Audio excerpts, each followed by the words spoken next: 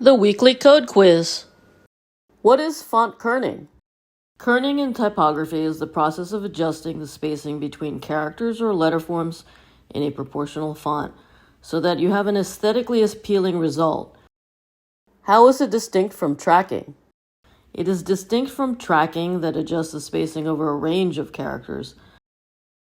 Can you adjust tracking and kerning on the web? While there are some equivalents to adjust tracking with web typography, traditionally adjusting the kerning in web is difficult. How can we adjust font kerning on the web? The font kerning CSS property attempts to remedy this failing. It is a relatively recent addition and may have inconsistent browser support. Font kerning will set the use of kerning information that is stored in the font, so it would be limited to whether the web typographer has built in these settings into the font you are using. What are the values of font kerning? The possible values for font kerning are auto, normal, and none. Auto determines if font kerning should be used. When type is displayed at a small size, often browsers disable kerning because this may affect readability.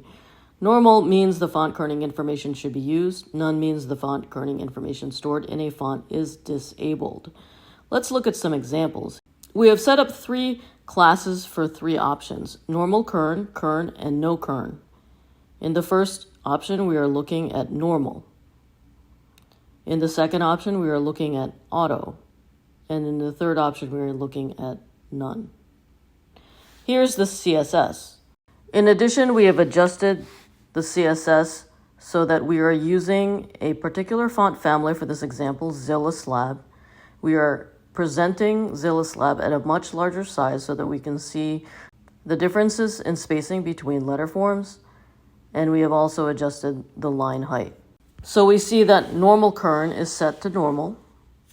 With kern, font kerning is set to auto, and with no kern, font kerning is set to none. And this is how it would display.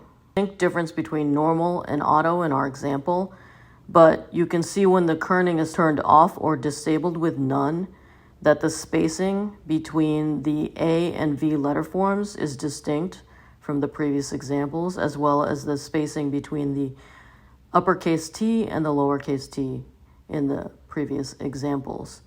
And that without the kerning, the spacing appears too wide, while with the kerning, the spacing is more pleasing and even. Presented by Designers Learn Code.